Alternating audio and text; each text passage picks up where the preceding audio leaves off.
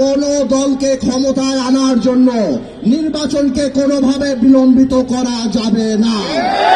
ইউনূস সাহেব আজকে সকালে বলেছেন যে আগামী ডিসেম্বর কিংবা জানুয়ারি নাগাদ বাংলাদেশের নির্বাচন অনুষ্ঠিত হবে। আমার তরফ থেকে, আপনাদের তরফ থেকে ইউনূস সাহেবকে একটি ধন্যবাদ। তবে কিছু কথা খোলাখুলি বলে দিতে চাই ইউনূস সাহেব আপনাকে এবং আপনার সরকারকে।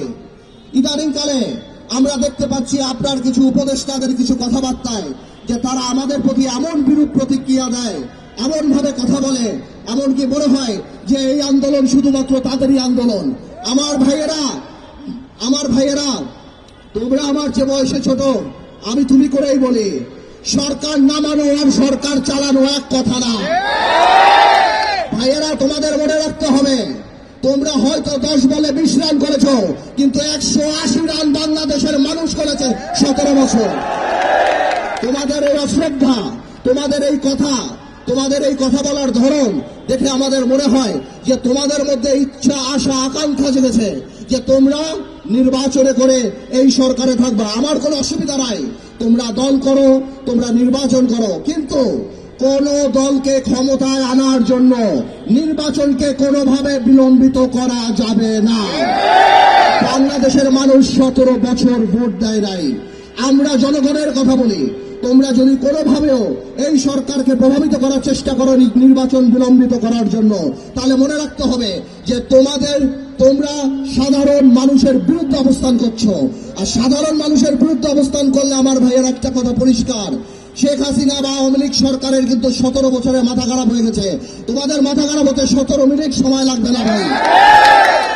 আমরা তোমাদেরকে সহযোগিতা করতে চাই, আমরা নির্বাচনমুখী একটা সংস্কার চাই, যাতে করে মানুষ তার ভোট দিয়ে যেতে পারে।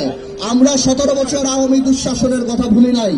আমাদের এখনো মনে পড়ে 3টা ভোট কিভাবে তারা মানুষের গলায় পাড়া দিয়ে গণতন্ত্রকে হত্যা করে তারা সেখানে জেগে বসেছিল। ভাইয়েরা আমার,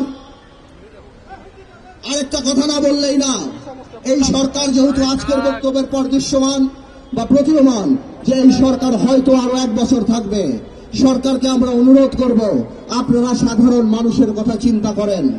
ইউনূস সাহেব, অর্থনীতি আর রাজনীতি এক জিনিস না। অর্থনীতিতে 2 আর 2 4 হয়, রাজনীতিতে 2 আর 2 22 হয়। ইউনূস সাহেব, আপনি আপনার উপদেষ্টা একবার বাজারে যেয়ে দেখেন, সাধারণ মানুষের নাবিশ্বাস উঠে গিয়েছে। জিনিসপত্রের যে দাম, মানুষ বাবা সন্তানদের সাথে ভাত খেতে লজ্জা পায়, বাজারে গেলে মানুষ লজ্জা পায়। ইউনূস সাহেব, আমি বারবার বলেছিলাম আপনাকে জনসম্পৃক্ত কিছু উপদেষ্টা রাখুন। আজকে এখানে যারা বসা, কেউ বাণিজ্য মন্ত্রীর নামও বলতে পারে না। ইউনূস সাহেব, এভাবে করে আপনি হয়তো থাকতে পারেন, কিন্তু আপনার কিন্তু মানুষের কিন্তু ক্ষোভ আপনার উপরে বেড়ে যাবে। আজকে ব্যবসায়ীদের সাথে কথা বলেন, ব্যবসায়ীরা গোপনে আমাদেরকে বলে তাদের অবস্থা এত খারাপ, তাদের ব্যবসা বাণিজ্য হচ্ছে না।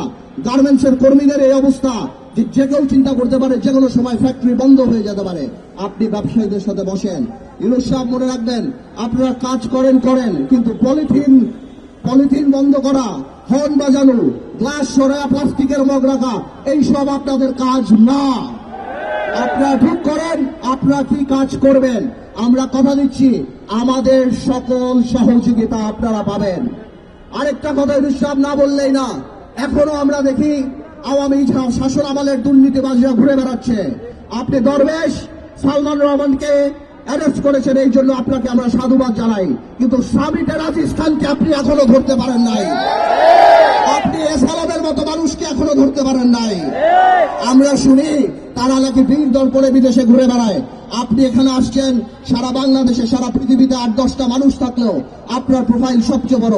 আপনি সেটা ব্যবহার করেন, তাদেরকে দেশে নিয়ে আসেন। বাংলাদেশের মানুষ দেখতে চায় এই অর্থনৈতিক রাষ্ট্রদ্রোহিতা যাদের, তাদের বাংলাদেশের মাটিতে ফাঁসি হচ্ছে।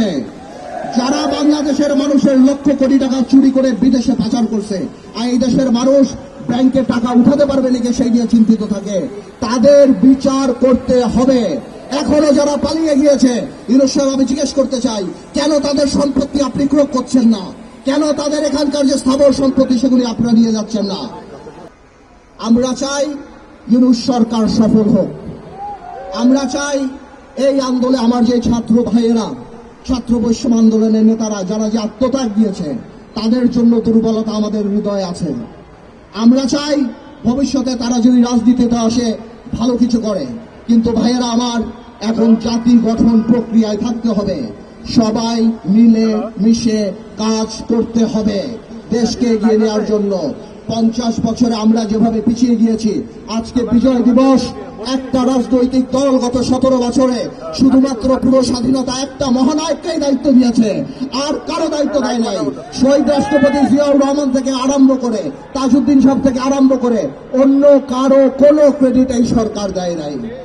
ইতিহাস জানতে হবে, আমাদের ইতিহাস নিয়ে কাজ করতে হবে, আমাদের বাংলাদেশ নিয়ে কাজ করতে হবে, আমাদের ভবিষ্যৎ প্রজন্ম নিয়ে কাজ করতে হবে। আগামীতে আমরা পজিটিভ বাংলাদেশ বানাতে চাই, আগামীতে আমরা সমৃদ্ধ বাংলাদেশ বানাতে চাই। আমাদের মাথায় রাখতে হবে 5 তারিখ, 5ই আগস্ট এবং 16ই ডিসেম্বরকে আমরা সিম্বল অফ ফ্রিডম হিসাবে নেব, হেট্রেড না।